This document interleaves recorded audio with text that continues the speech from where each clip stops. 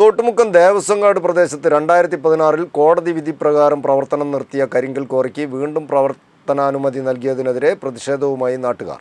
നിരവധി ആളുകളുടെ ജീവനും സ്വത്തിനും ഭീഷണിയാവുന്ന ക്വാറിക്ക് പ്രവർത്തനാനുമതി നൽകിയതിനെതിരെ ശക്തമായ സമരപരിപാടികൾ സംഘടിപ്പിക്കുമെന്ന് തോട്ടുമുക്കം ദേവസ്വംകാട് ജനകീയ സംരക്ഷണ സമിതി ഭാരവാഹികൾ മുക്കത്ത് വാർത്താസമ്മേളനത്തിൽ അറിയിച്ചു.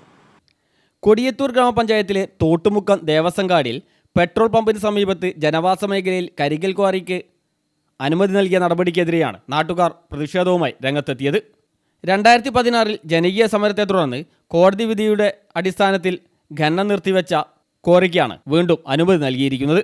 ഇതിനെതിരെ ശക്തമായ പ്രക്ഷോഭ പരിപാടികൾക്ക് നേതൃത്വം നൽകുമെന്ന് തോട്ടുമുക്കം ദേവസ്വംകാട് സംരക്ഷണ സമരസമിതി ഭാരവാഹികൾ മുഖത്ത് വാർത്താസമ്മേളനത്തിൽ അറിയിച്ചു. ക്വാറിയുമായി ബന്ധപ്പെട്ട് വാർഡ് മെമ്പറോടും പഞ്ചായത്ത് അധികൃതരോടും പരാതി പറഞ്ഞെങ്കിലും പരിഹരിക്കാമെന്ന മറുപടിയാണ് ലഭിച്ചത്. എന്നാൽ ക്വാറികൾക്ക് അനുമതി നൽകുന്ന നടപടിയാണ് ഉണ്ടായതെന്നും ഇത് സംശയാസ്പദമാണെന്നും പ്രദേശവാസികൾ പറഞ്ഞു.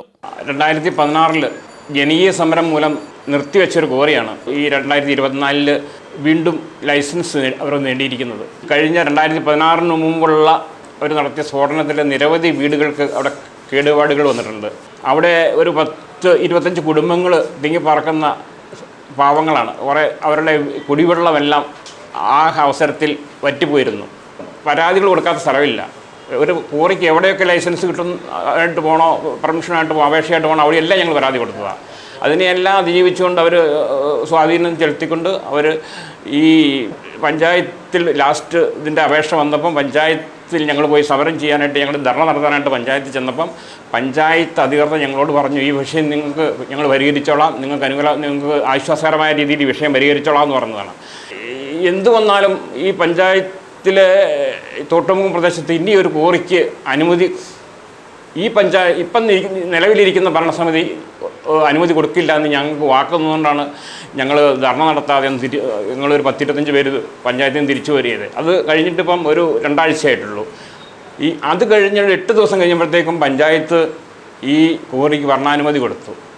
2016 മുമ്പുള്ള ക്വാറിയുടെ പ്രവർത്തനം മൂലം നിരവധി വീടുകൾക്കാണ് കേടുപാടുകൾ സംഭവിച്ചത്.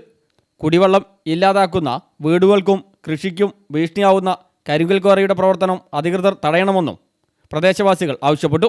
നിരവധി ക്വാറികളാൽ ചുറ്റപ്പെട്ട പ്രദേശത്ത് ഇനിയൊരു ക്വാറി കൂടി താങ്ങാൻ കഴിയില്ലെന്നും പ്രദേശവാസികൾ പറയുന്നു. മുഖത്ത് നടന്ന വാർത്താസമ്മേളനത്തിൽ ദേവസ്വംകാട് ജനകീയ സംരക്ഷണ സമിതി ഭാരവാഹികളായ മുസ്തഫ ചക്കാലംകുന്നത്ത്, കുര്യാക്കോസ് പുട്ടപ്ലാക്കൽ, അലവിക്കുട്ടി കുന്നക്കാടൻ എന്നിവർ പങ്കെടുത്തു. News bureau, Mukkam.